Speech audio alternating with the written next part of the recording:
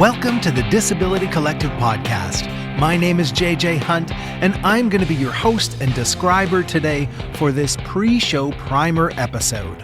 I'm incredibly excited because I've been asked to once again provide description for the Collective's presentation of the Rocky Horror Picture Show, featuring an all-star, all-deaf shadowcast. Rocky is once again coming to Buddies in Bad Times Theater. 2 shows this year, 8 p.m. on October 28th and 29th, 2025. And I will be there both nights providing live audio description. If you are a long-time listener, you know that Rocky is near and dear to my heart. I was a regular at Rocky in the 90s when it played in midnight shows at the Bloor Cinema here in Toronto. I was even in the Erotic Nightmare Shadowcast, playing Eddie, Dr. Scott, and the Criminologist. So last year, when my friends at the Collective asked me to provide description for their live show, I was beyond gleeful. And that glee continues now that I get to hang out with the cool kids and pitch in on the show again this year. The Collective and their all-deaf shadowcast put on an amazing show, but it's a bit of a challenge from a description standpoint. On the 28th and the 29th, the original movie will be playing on a big screen at the back of the stage, and the soundtrack will be playing over the speaker system. On the stage, the Shadowcast will be performing live, mimicking the actions of each person's respective character on screen. So it's 2 shows in one, movie and play. And this Shadowcast will be performing in ASL, sign singing along with the soundtrack. Plus, this is Rocky, the ultimate audience participation cult film, so audience members will be dressed in costume, shouting out lines, waving props, and signing insults to the characters on screen. That's a lot of visuals to try and describe, live over headset, especially with one of the all-time great movie soundtracks dominating the soundscape. So, to help spread that description out, we do these podcast primers. This gives us an opportunity to dive deep into the visuals of the film so that you, the listener and hopefully audience member, can come to the show in the know and live your best feather boa and fishnets life. We did one of these podcast primers before the show last year, and it was a big hit. In that episode, we described the visuals of the original film with its campy, B-movie, sci-fi aesthetic. We described every major character, and we talked about the rock and roll, thrift store, trashy Moulin Rouge costumes. If you somehow missed that episode when it was first released, or if you're coming to Rocky again this year and you just want to refresh your memory, I highly recommend going back and having a listen. That was episode number 2. I'm going to reference some of that material in this episode, but I won't be rehashing most of it. In this primer, we're going to build on the visuals we've already described. So, consider going back and having a listen or re-listen to get the full Rocky Horror description experience. Last time, we also did a time warp explainer, describing the dance moves so that blind low-vision audience members could confidently cut a rug on the night of the show. In this episode, we're going to do a deep dive description of the visuals in all the key musical numbers. Now, no describer ever wants to talk over the songs in a musical, especially when plot points are being revealed in the lyrics. So often musical numbers go under-described. It's just one of the trade-offs that has to be made. So today, we're going to rectify that. We're going to describe our way through the full time warp number. We're going to do Sweet Transvestite, Hot Patootie, Toucha Toucha, and the grand finale, Rose Tint My World, sometimes called the floor show. Consider it a base coat of audio description that will leave you primed for the main event on the 28th and 29th. Also, during last year's live described Rocky performance, I realized that while some of the audience participation lines are based on audio cues, others are responses to on-screen visuals with no sound component. For example, the narrator character, the criminologist, he wears a suit with an ascot and a high-pointed collar that pushes up his double chin.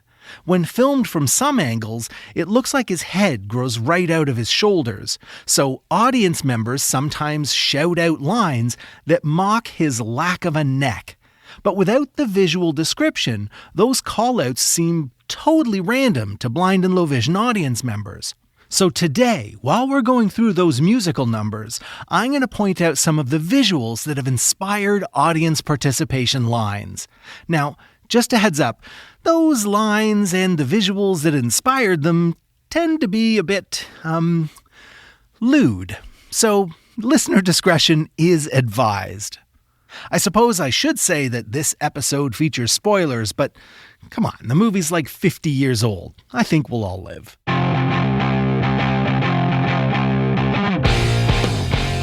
Okay, let's get down to business and start describing our way through the time warp. Brad and Janet have arrived at the castle. They are wet from the rain, and they walk up to the big old castle door, which is flanked by these weird stone statues of standing guard dogs with beaks they're holding shields. I don't know, maybe they're griffins or something. Now, sometimes audience members will shout out lines about Scooby-Doo looking stoned. Get it? Stoned? Brad, let's go back. I'm cold and I'm frightened. Just a moment, Janet. They may have a phone. Also, Janet has a barrette in her hair that looks like a glowing ring. In the minds of some audience members, it looks exactly like a rolled-up prophylactic. So you might hear someone yell, "Hey, why does Janet have a condom in her hair?" Anywho, they ring the doorbell, and Riffraff, the butler, he answers, giving them a creepy stare. Brad holds Janet tight at his side as Riffraff lets them into the foyer. This is an incredibly grand and ornate foyer.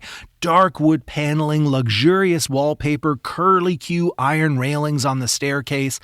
But it's old. Everything is covered in cobwebs and dust. The lights are kind of dim, and the whole place is really strangely decorated with these taxidermied animals. There's a grandfather clock made out of a coffin, and there's an actual skeleton inside. This is total monster movie, dark and stormy night castle vibes. So here we meet Riffraff's sister, Magenta, who's the maid. The brother and sister duo break into song, the one and only Time Warp. Now, Riffraff and Magenta, they begin by singing directly at Brad and Janet, sometimes quite aggressively. And just as we hit the first chorus, they chase them into the castle's ballroom, where the Annual Transylvanian Convention is in full swing. Now, the convention is identified by a banner that hangs over a lush red curtain on a white marble stage. The Transylvanian Conventioneers they're oddballs. They're all wearing tuxedos and sunglasses and party hats, and they act as the chorus and background dancers throughout the entire movie. Now here we get a quick cut back to the narrator's study.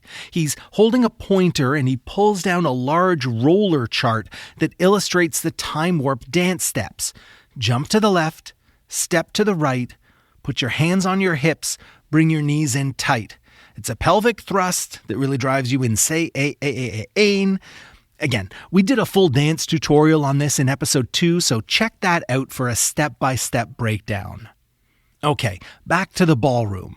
Obviously, this crowd of dancing Transylvanians is too much for poor, innocent Janet, so she collapses, she faints into Brad's arms. Brad gets her back to her feet, just as Magenta, in her partially unbuttoned, disheveled maid's uniform, she starts singing.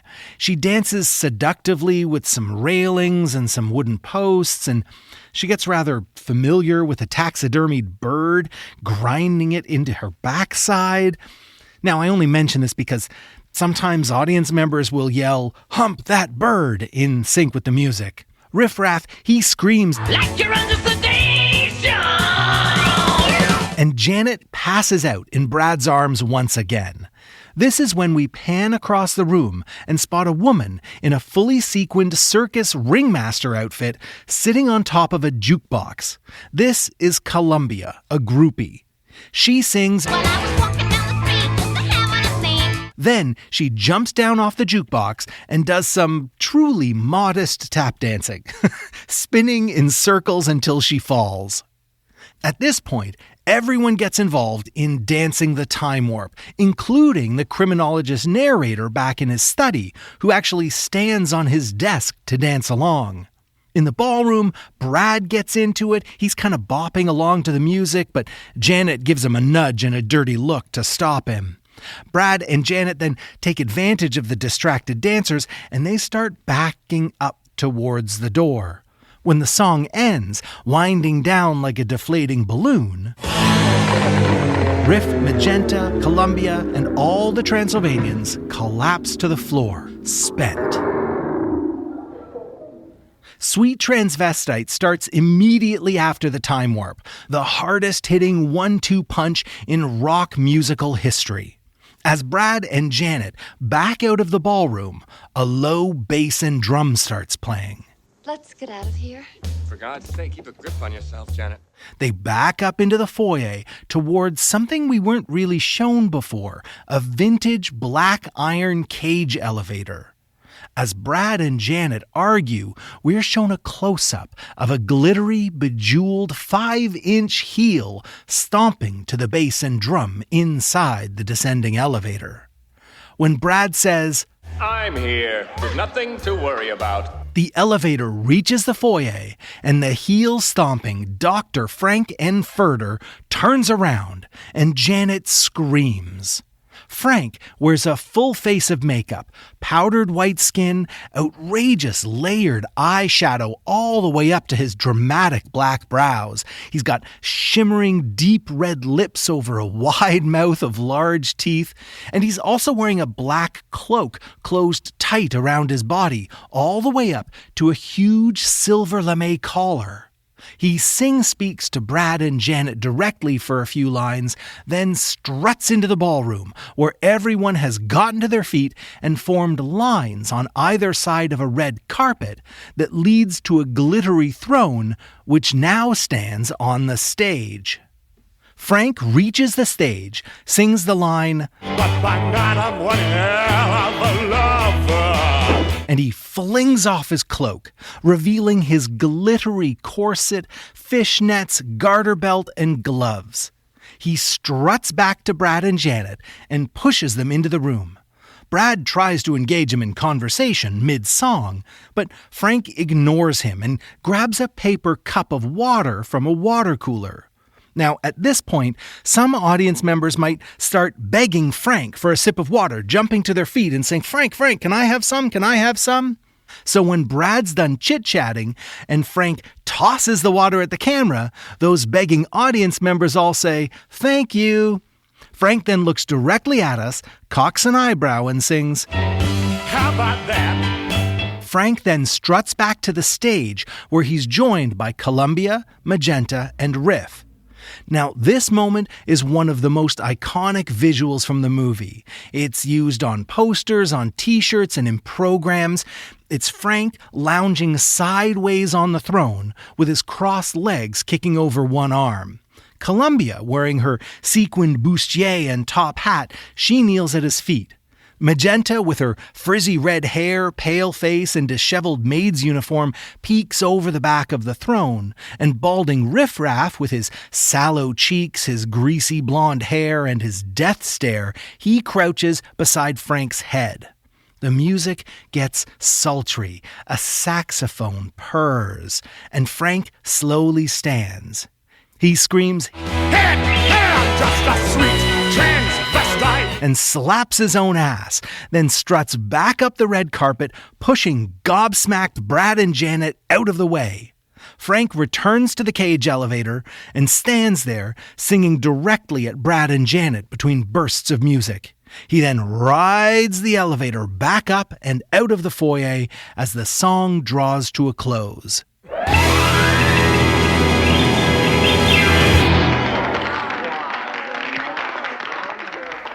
Okay, hot patootie. So we're up in the lab. We've just met Rocky, Frank's newly unveiled plaything, and Frank has performed Make You a Man, swaggering around lustfully while Rocky tries out his ridiculously ripped body, doing push-ups and flexing his oiled-up muscles. As Make You a Man wraps up, Eddie, played by Meatloaf, breaks into the movie on his motorcycle. He knocks down a heavy freezer door, crashing into the scene, breaking right through a wall of ice. Eddie is covered in frost. He tosses his sunglasses and his bucket helmet. He climbs off his bike and he starts singing with a saxophone slung over his shoulder. Columbia is overjoyed to see Eddie is her old boyfriend, and she runs into his thick, beefy arms. Eddie picks her up and sits her on the parked motorcycle and then continues singing as she grips his hand and licks his knuckles and rings. During the first chorus, Columbia jumps off the motorcycle and dances with Eddie. They swing dance, and the Transylvanians, they get really into it. They're all looking on from this ramped catwalk that runs all the way around the outside wall of this big open lab space, which is set up kind of like an old-fashioned operating theater. They start dancing. The Transylvanians start dancing while Eddie wails away on his saxophone. Then Eddie hands his sax to Brad, and he sings longingly to Columbia. He picks her up, repeatedly throws her in the air, and she wraps her legs around his waist. They then drop to the floor and make out right in the middle of the lab. Rocky grooves to the tune. The Transylvanians, they perform a line dance on the catwalk, and Riff Raff and Magenta, they dance in the frosty freezer. Now, with all of this going on, Frank is livid. So he locks Rocky in the cage elevator, and then he pulls Riff and Magenta out of the freezer. Meanwhile, Eddie has hopped onto his motorcycle and he started riding around the room, knocking the Transylvanians off the catwalk ramp. When he finally parks his motorcycle again, Frank strides up on him, pulls out a pickaxe, and chases Eddie back into the freezer.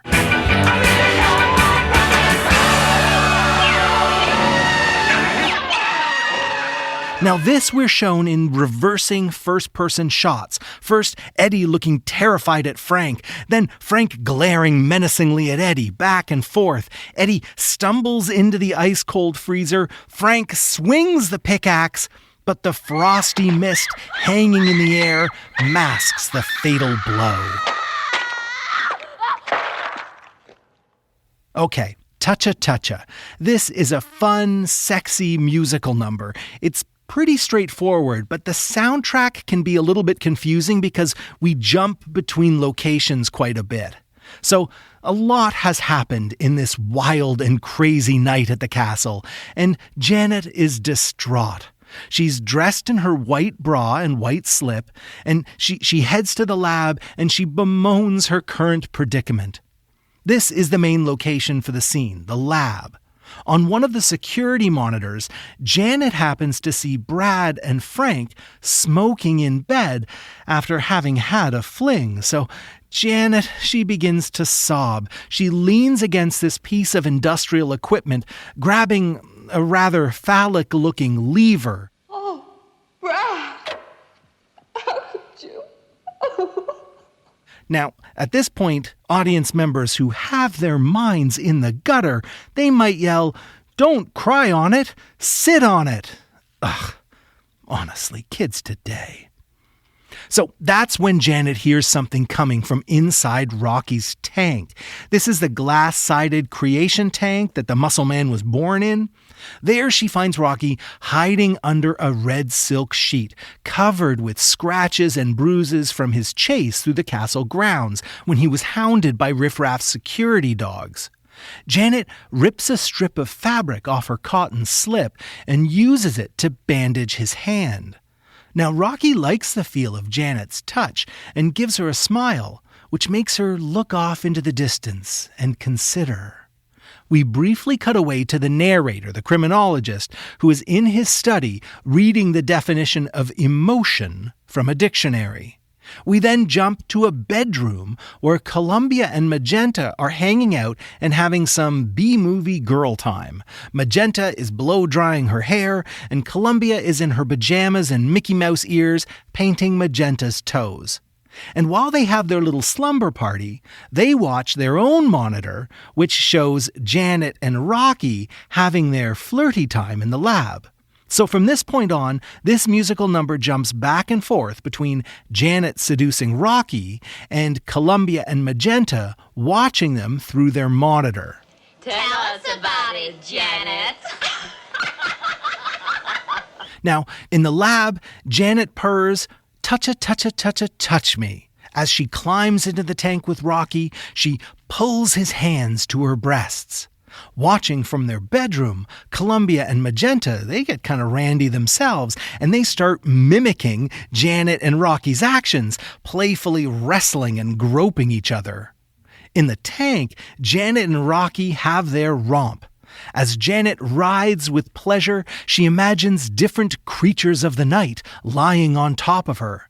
And we get a series of quick shots of those lovers and potential lovers peering down at her from her first-person point of view, each singing, "Creature of the Light." First Rocky, then Brad, then Frank, then Magenta, then Riff Raff, then Columbia, and then Rocky again. Everyone in the castle gets their turn having fantasy sex with Janet. Okay, we are approaching the climax of the film.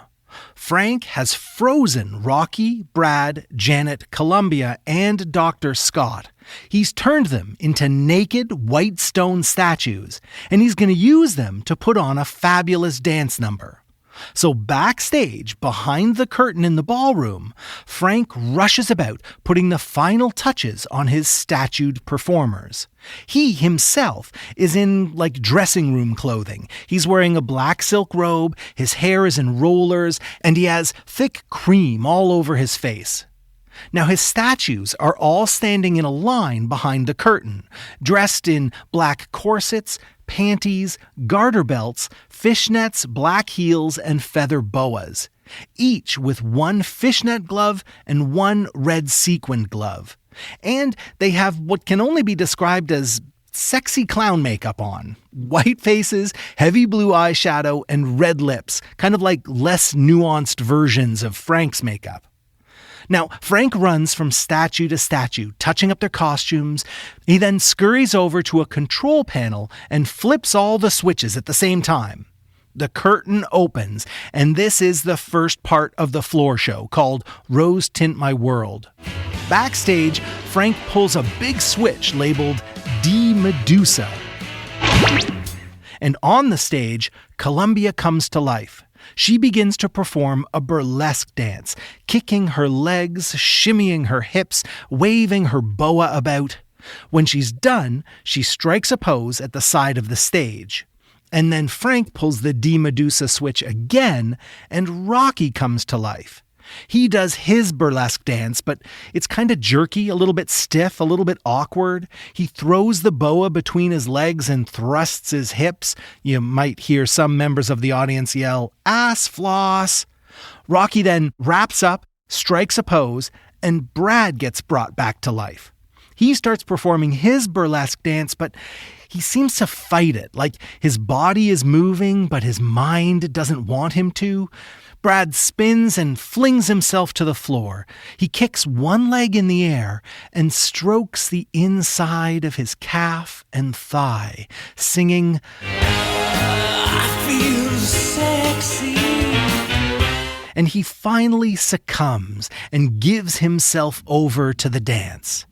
Next, Janet is snapped back to life. She performs a coy burlesque dance, swaddling herself in the boa. She looks directly at us, flirting, biting her finger, and giving us air kisses. She then strikes a pose at the side of the stage with all of the others. Now behind them, a second layer of curtain opens up. And there Frank stands wearing a similar outfit, black fishnets and a garter belt, but his corset is red and sequined, and his one sequined glove is gold. And instead of a feather boa, he has on a real fur stole. He stands facing us, hands on his hips, with this lattice radio tower behind him, kind of like the Eiffel Tower, with flashing lightning bolts shooting from the top. It's actually the logo of RKO Radio Pictures, one of the big film studios in the golden age of Hollywood. The name RKO Radio Pictures is actually part of the logo, and it's written in big zigzagging lightning bolt letters behind him. So you might hear audience members yell something like, "What the hell is a radio picture?" This marks the second part of the floor show. Don't dream it, be it. Frank sings his lament, slowly stepping toward us, a low blanket of fog hovering over the stage.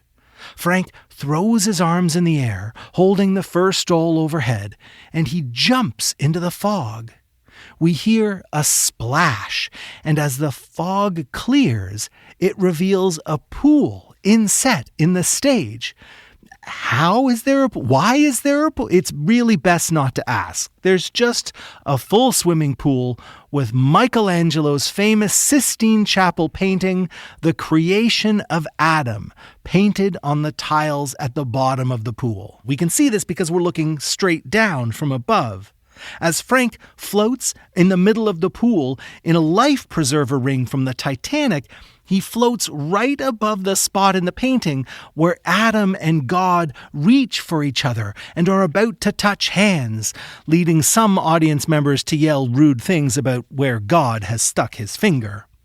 The others, Brad, Janet, Columbia, and Rocky, they slowly turn to the pool and jump in with Frank.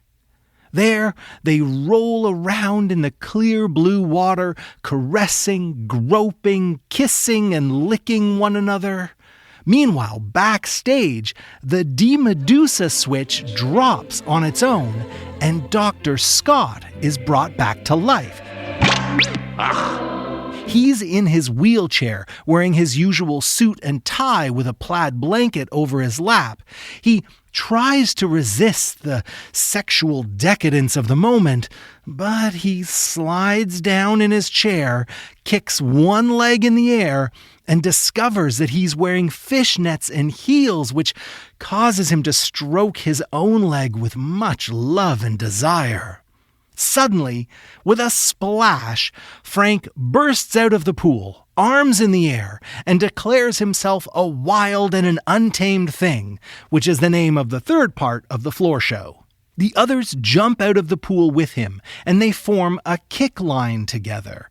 They are wet, their lingerie is in tatters, their makeup is smeared, they look rough and raunchy and sexy. And they strut from side to side in a line. Step, step, step to the right, high kick. Step, step, step to the left, high kick. Over and over. A classic Rockette-inspired burlesque kick line, with Dr. Scott zipping around them in his wheelchair, kicking his legs in the air too. But all of that ends when suddenly the ballroom door swings open. Well, now this is the big moment. There are spoilers, and then there are spoilers. Am I right?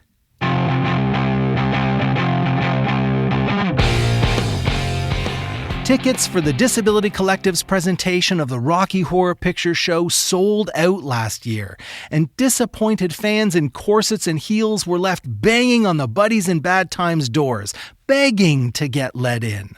So a second night has been added to the event this year. Tickets are now on sale for both shows, October 28th and 29th, 2025. Audio description will be available on both nights, as will deaf interpretation. And of course, the all-deaf Shadowcast, directed by Gayatri Prasad Killings, will be performing in ASL. Buddies in Bad Times Theatre is located at 12 Alexander Street, just north of Yonge and College. The venue guide and access guides will be available for download on the Disability Collective website shortly. When you're at the theater, the Disability Collective will have you covered for goodies and support. They'll have access, merch, and refreshment tables set up where you can get things like access kits, audience participation prop kits, popcorn, candy, cocktails, and mocktails. We expect lots of folks to arrive in costumes, so there will likely be a costume contest and probably a photo booth. I'll be on the audio description mic well before the show begins to describe the visuals of any and all shenanigans and to provide some pre-show notes before the movie starts and the Shadowcast takes the stage. All the information about access, the venue, and the tickets are available on the Disability Collective's event page, thedisabilitycollective.com/RockyHorror2025. We'll be sure to put a link to that page in this episode's show notes. Okay, that's it for this Rocky Horror Picture Show primer. I hope you enjoyed it half as much as I did. Catch you at Buddy's on the 28th and the 29th.